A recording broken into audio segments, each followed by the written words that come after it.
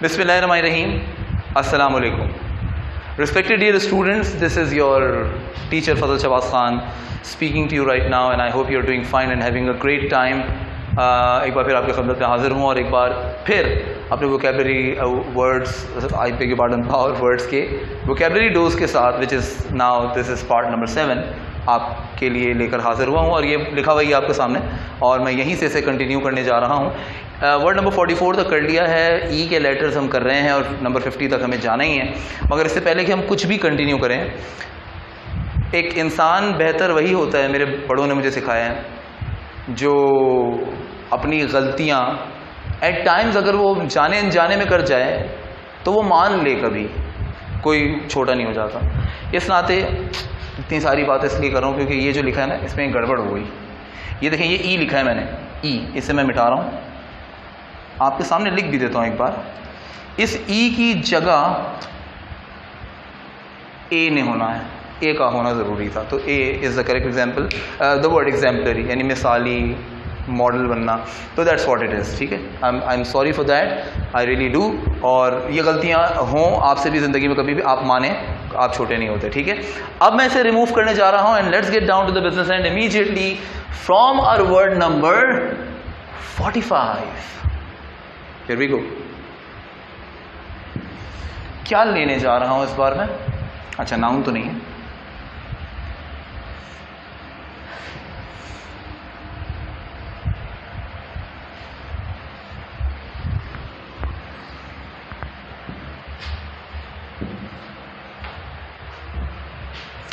Now the word I do have here that I've chosen to be your word number 45, it is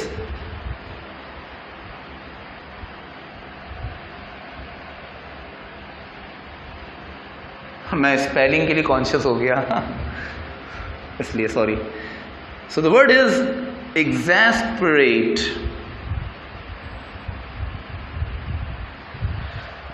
अक्सर लोग इसे एग्जॉस्परेट भी पढ़ते हैं, एग्जैस सही है, इट्स करेक्ट। अमेरिकन और ब्रिटिश का छोटा सा फर्क है, which is where I find both words be corrected. Exasperate जो कि अपने एंड से वाजे है, किसी तारुफ का मोहताज नहीं, जाहिर है कि हम इसे एंडिंग देखते हुए खुद एक एक्शन वर्ड समझते हुए हम इसे वर्ब कहेंगे। So it's our verb as you can see. Now getting down to the meaning, immediately in the meaning of it is किसी को एग्जैस्परेट करना। गेस कर सकते हैं, इसका मतलब है किसी को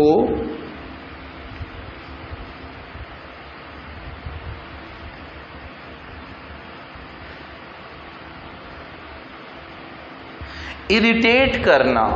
इरिटेशन कितनी अजीब सी चीज होती है, something that you don't like. So किसी को इरिटेट करना, या इन अदर वर्ड्स किसी को इरिटेट करने का रिस्क लेना। हम सिर्फ रिस्क भी कह सकते हैं, टू इरिटेट और to risk to irritate as well. Exasperate मतलब किसी को बहुत ज्यादा तपाना। For example, a sentence can B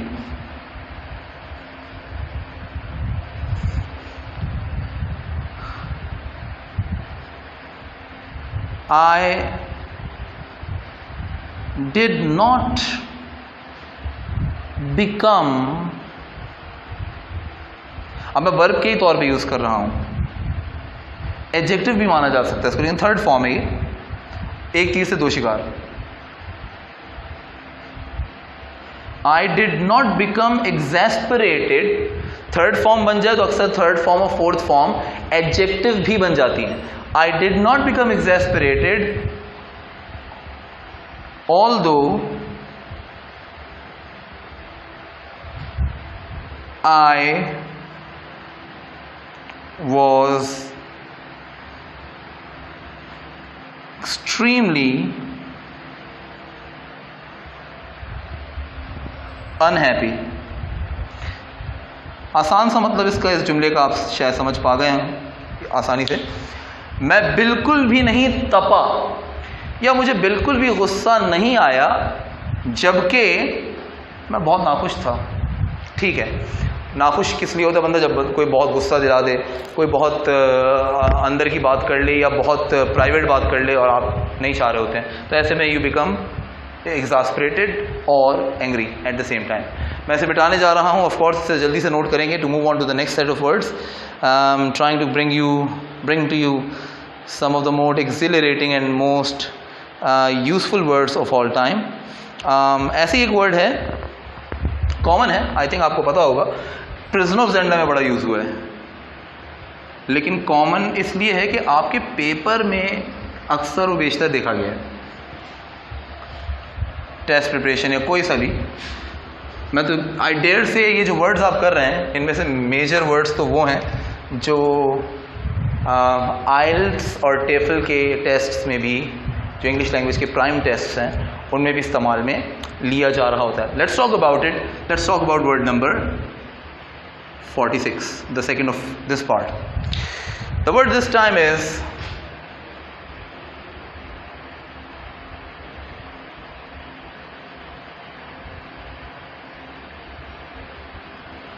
excursion. What is it? How do you read this? The word is excursion. अब excursion इतना कॉमन वर्ड है कि आपने एक बार फिर कहूँगा, सेकेंड ईयर में प्रिजनर ऑफ ज़ेंडा पढ़ते हुए तो आपने इसको चैप्टर नंबर 1 में ही पढ़ा होगा, लेकिन इससे पहले ये वर्ड कई बार कई लेवल्स में आपने हजारों दफ़ा पढ़ा होगा, कई दफ़ा पढ़ा होगा, हजारों तो नहीं, लेकिन the word itself by its ending does appear to be none other but noun. So this is our noun, as you can see the word is excursion. और आइए ज़रा इसकी मीनिंग को करते हैं चलें गौर. The common of the meanings should be trip, visit,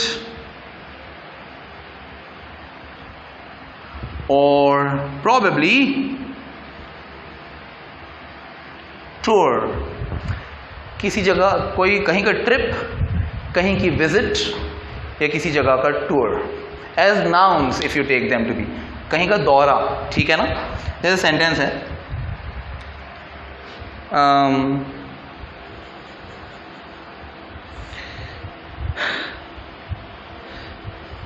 visiting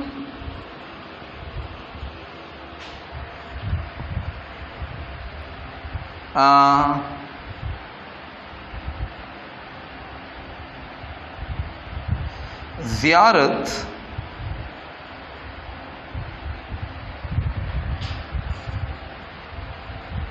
turned out to be one of the most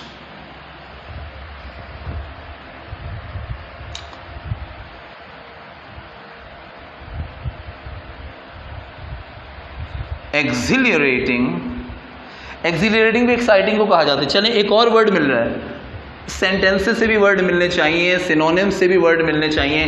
words तो words होते ही हैं, so by all of the means you should be collecting more number of words. Visiting ज़ियारत turned out to be one of the most exhilarating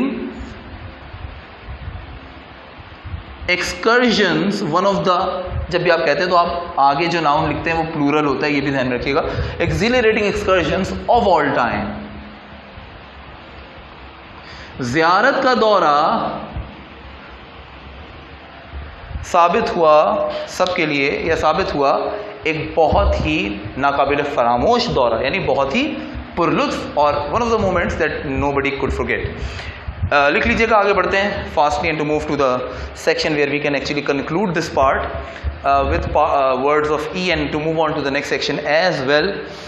आज भी कोशिश है कि आपको कम से कम 30 वर्ड्स तो मैं फिर दे दूं, और अल्लाह ने चाहा तो मैं 100 वर्ड्स का तो माइंड बनाकर मैंने रखा हुआ है, और वो आपको इंशाल्लाह ताला यहाँ पर देने ही देने हैं. Another word, of course, from your novel or perhaps from wherever you studied English once and perhaps more than that. The word itself is word number 47, and the word must not be noun. Of course, it's not a noun.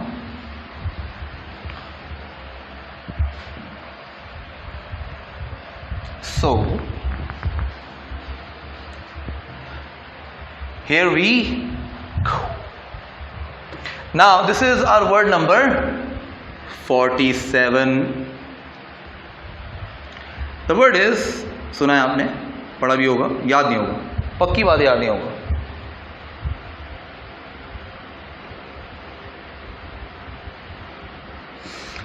Well, the word is exorbitant. अब ये word आपने पढ़ा था उस वक्त के लिए जब Rudolph रैसेंडल, imagine that to memorize yourself and to remind yourself as well. जब रूडोल्फ रैसेंडल को अपने लिए कमरा बुक करना था स्ट्रेल्सा में, और फिर जाहिर है कि उसको लोगों ने बता दिया था कि भाई कॉरोनेशन 2 दिन में हो रही है, तो क्यों जा रहे हो, सब धक्के खा के वापस आ रहे हैं, so better it is for you to travel to only 50 miles to Zenda and 10 miles to Zenda, and so that you can cover up the remaining distance on that day. कमरा यहाँ कहीं बुक कर लो. तो उसको लोगों ने ये बताया था कि भाई बेहतर ये है कि कहीं यहीं रुक जाओ, वरना तुम्हें स्ट्रेल्सा में एक तो कमरा नहीं मिलेगा, अगर मिलेगा तो उसके लिए तुम्हें एग्जॉर्बिटेंट चार्जेस देने पड़ेंगे. याद आ गया होगा. इसका मतलब एक तो ये डिफाइनिंग वर्ड है, तो एक तो ये आपका हुआ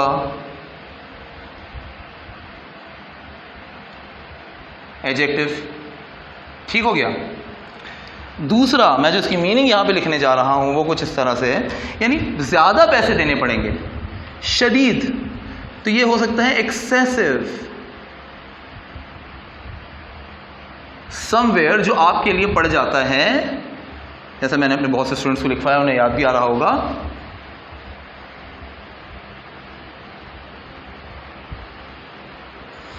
एक्सपेंसिव, एक्सेसिव ज्यादा, एक्सपेंसिव बहुत ही ज्यादा महंगा. सो एक सेंटेंस जल्दी से लिख देते हैं.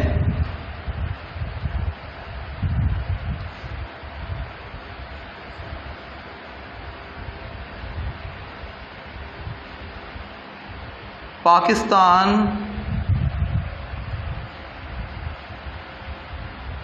continues to face the exorbitant rate of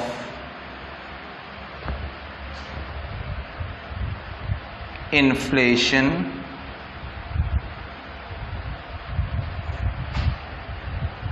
to the most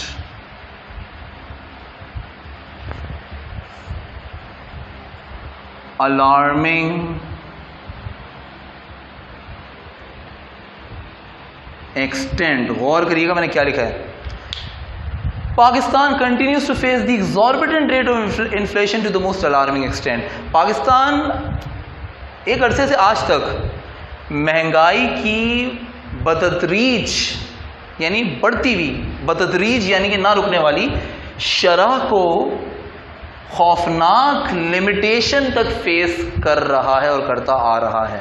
ठीक है ना, नोट कर लीजिएगा इसे भी. Word number 47 is done and to move on to the next set of words to complete this part and to move on to F as well. And okay, few more words of E N X. E N X की बात हो रही है तो मैं x को भी रहने ही देता हूं, इसे मिटाना तो पड़ेगा ही बॉस. एडजेक्टिव ही ले रहा हूं और क्या लिखने जा रहा हूं आइए देखते हैं.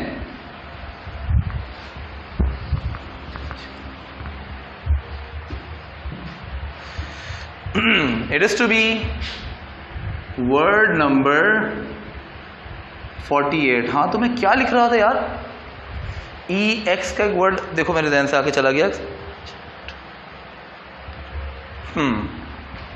The word is E x I GNT. जगह बहुत ज़्यादा थी तो उसकी एरो डाल दिया. Exigent, again the end tells us about the nature of the speech, that is none other but adjective. और इसकी मीनिंग मैं जल्दी से लिख देता हूँ. The meaning of the word exigent which is probably very new to you must B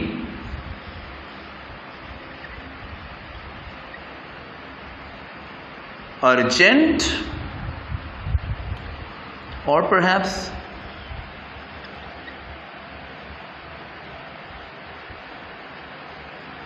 critical. The word itself means urgent और critical. For example, अब इसको देखें दोनों तरीकों से लिया जा सकता है। मैं किसी पॉजिटिव सेंस में ले लूँ तो किस तरह से कि at the time of exigent need mister Ali shows up. बड़ी क्रूशल नीड के वक्त, अर्जेंट नीड के वक्त मिस्टर अली जो है वो अपने आप को दिखाते हैं। लेकिन एक जुमला इस तरह का भी बन सकता है। एक तो सिचुएशन वो, एक सिचुएशन मैं लिख रहा हूँ। फॉर एग्जाम्पल,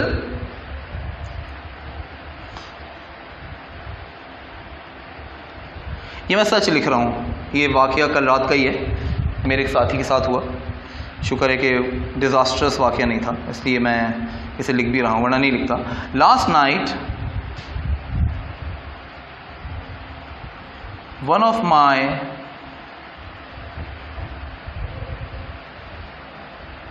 फेलो, लिखना सही नहीं होगा, सीनियर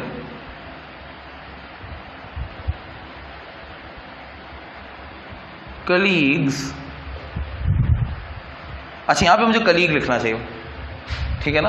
वैसे एस भी चल जाता है, बल्कि सॉरी यार, एस तो लिखना ही चाहिए यहाँ पर। जुमला इस तरह का, one of my senior colleagues, I am sorry, इसमें ऐसा आएगा, कोई दो राय नहीं, ऐसे ही आएगा। One of my senior colleagues mister, इनका सही नाम भी लिख दिया, Intisar,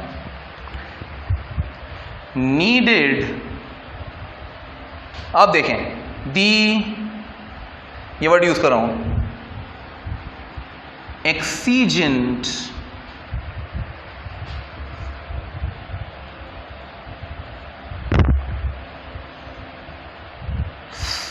need of blood for his father. यहाँ एक चीज़ अजीब हो गई, मुझे अगर यहाँ पे नीड लिखना ही था तो यहाँ नीडेड लिखना नहीं चाहिए था। अच्छा हो जाता कि मैं इसकी जगह कुछ इसका सिनोनिम ले लूँ। For example, required the exigent need of blood for his father. खून की ज़रूरत थी पिछली रात और बेचारे डोनेशन मांग रहे थे और कलेक्शन मांग रहे थे, हो गई अरेंजमेंट अल्हम्दुलिल्लाह। मिटाने वाला हूँ, जरा देख लीजिएगा। For the final two words of course to end the portion and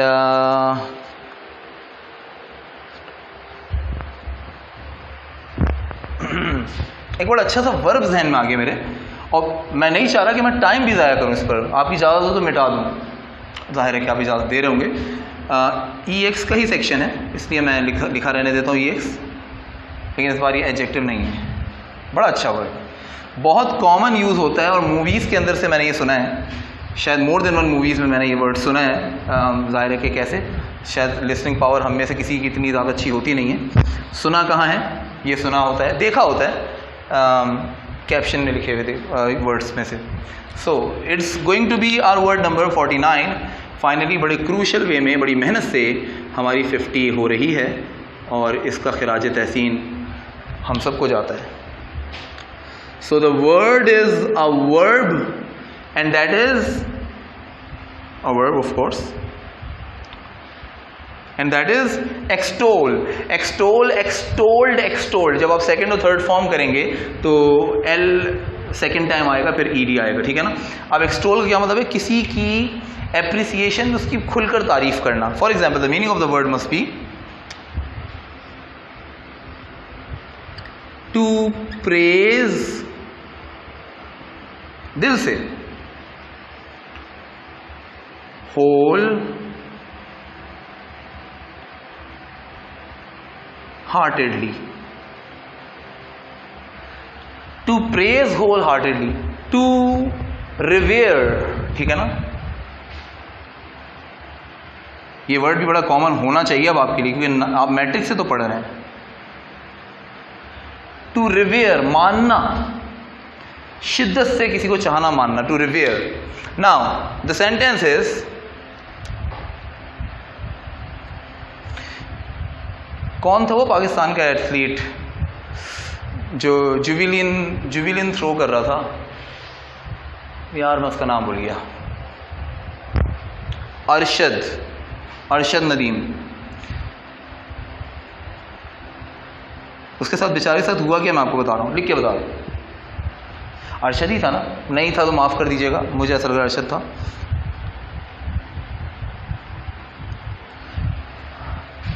हाँ, Arshad Nadeem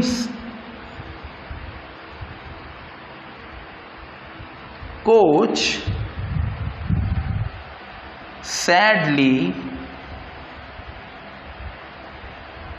did not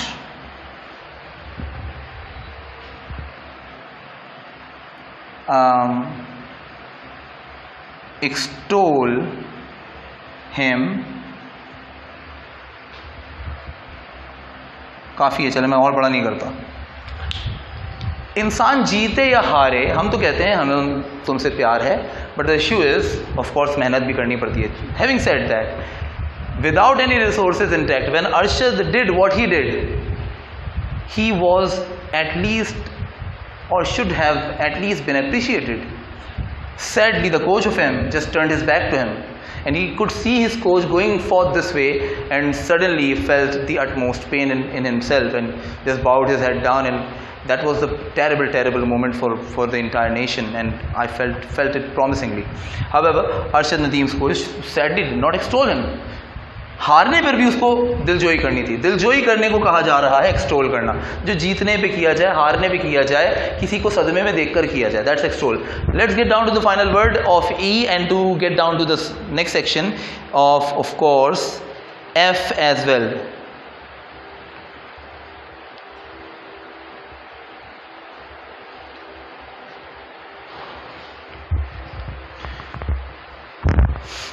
I have got a few good words, and I would take another verb for the final word to be. This time it is verb.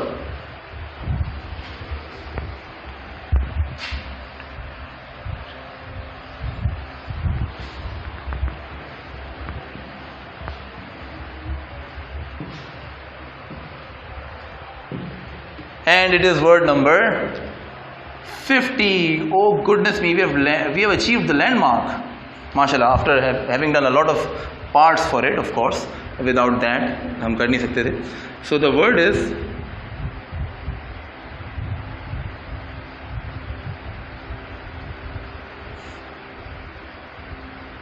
last but not the least is the verb emulate. क्या आप इसकी meaning guess कर सकते हैं? शायद आप इसकी meaning guess कर सकते हो मुझे हाथ के हाथ, अगर आप चाहें तो आप उसे बता भी सकते हैं।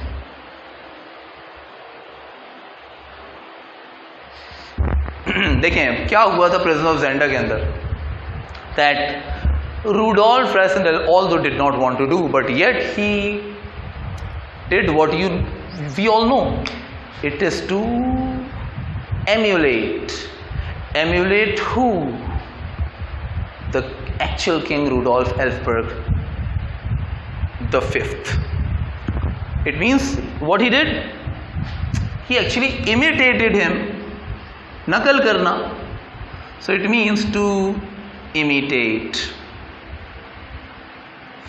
to imposter, और ये कह सकते हैं to be an imposter.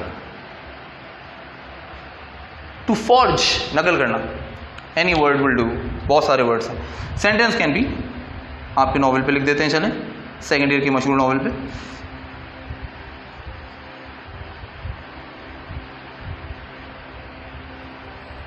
Rudolph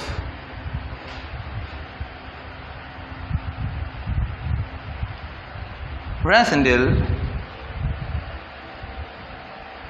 emulated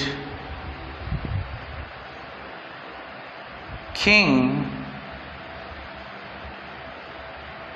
Rudolf quite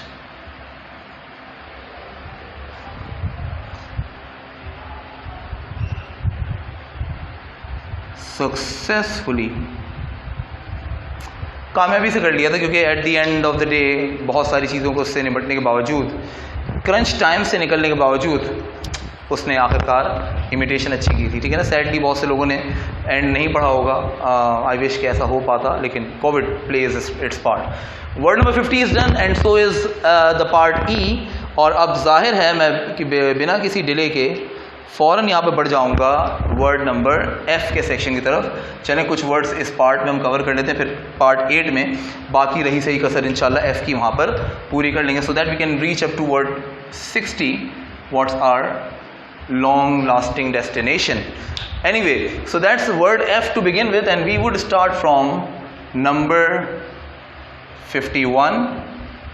क्या लेने जा रहा हूँ ये तो मैं आपको थोड़ी देर में दिखाऊंगा ही. Let me remove everything up.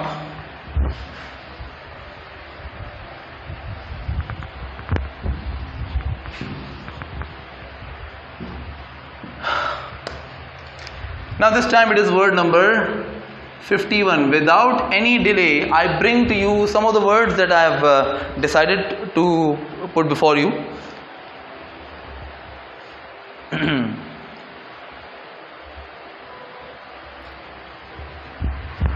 The word is, to start from verb,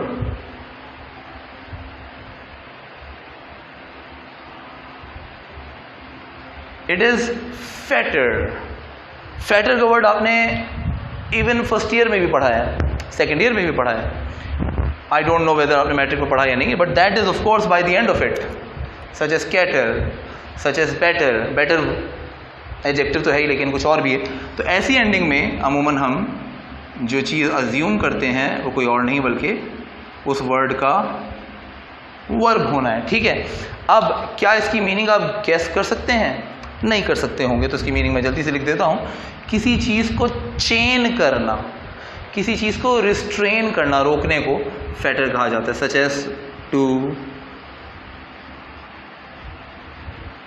chain और परहैप्स टू रिस्ट्रेन. रिस्ट्रेन कहते हैं रोकथाम कर लेना को, ठीक है ना. इसको नोट करिएगा. एक सेंटेंस इसका यहाँ पर हम ज़ाहिर है कि तैयार कर लेते हैं.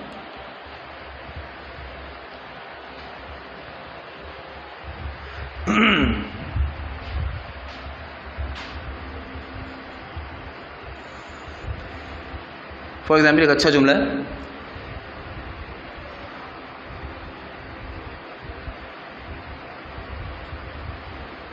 According to the human nature, according to the human nature, he can never be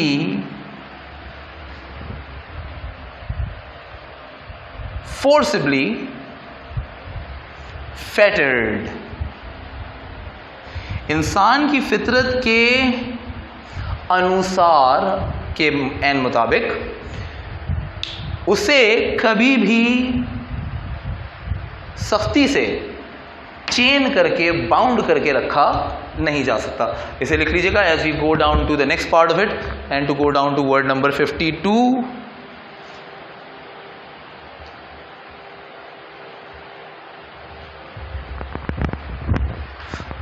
एक बड़ा अच्छा वर्ड है, शायद आपने सुना होगा, आई बिलीव, और ये मेरे ख्याल में वर्ब ही के तौर पे यूज़ करूंगा मैं. वर्ब ही है बल्कि यूनिक वर्ड है, यूनिक वर्ब है I should say, and it is to be word number 52. The word itself is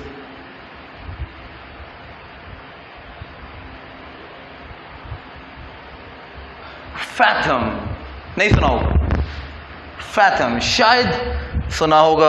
अगर आप गेस कर सकते हैं, इसकी मीनिंग बताने की एक जुर्रत और कोशिश कर सकते हैं तो आप ज़रूर ट्राई करिएगा. लेकिन ये वर्ब है जिसका मतलब है, बड़ा आसान इसका मतलब, आप हैरान रह जाएंगे देखकर. The word fathom here by means to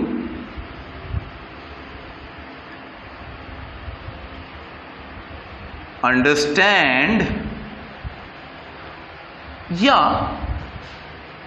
to put it this way, to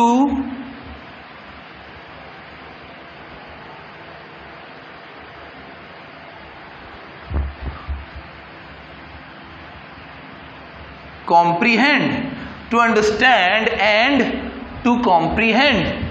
किसी चीज़ को समझना और किसी चीज़ को समझने की एटलीस्ट कोशिश करने को यहाँ पर फैथम कहा जा रहा है. मिसाल के तौर पर एक टीचर की कोशिश क्या होती है?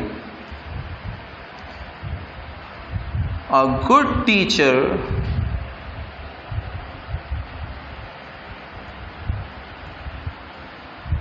keeps, कॉजेटिव का इस्तेमाल मैं जुमलों में जानबूझकर कर रहा हूँ ताकि कॉजेटिव भी रिवाइज हो. पिछले दिनों आपने कॉजेटिव के लेक्चर्स भी देखे होंगे, तो उसमें लेट, हेल्प वो यूनिक थे, और फिर गेट, हैव और मेक वो भी आपने पढ़े. 5 आपने कॉजेटिव के पार्ट्स पढ़े थे. अ गुड टीचर कीप्स लेटिंग, अब हेल्प की तरह इस पर भी बेयर इन्फिनेटिव यूज होगा, यानी सिर्फ फर्स्ट फॉर्म यूज होगी इसके बाद. Keep letting his students fathom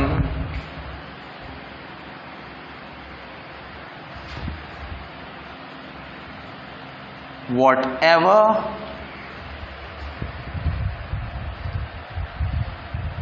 he can teach. एक अच्छा टीचर हमेशा अपने स्टूडेंट्स को समझने की मोहलत देता है, मौके देता है, जो कुछ भी वो उन्हें पढ़ा पाए या जो भी उन्हें वो पढ़ा सकता है. That's the end of sentence और part of 52, or should I say that's entirely the end of this part as well, because the time has gone exceedingly up, and I would like you to just be with me for another part, which is to be part number 8, where we plan to take this tally from 52 to 60 and to end F all the same. मिलते हैं इंशाल्लाह ताला part number 8 में. Till then let's good bye.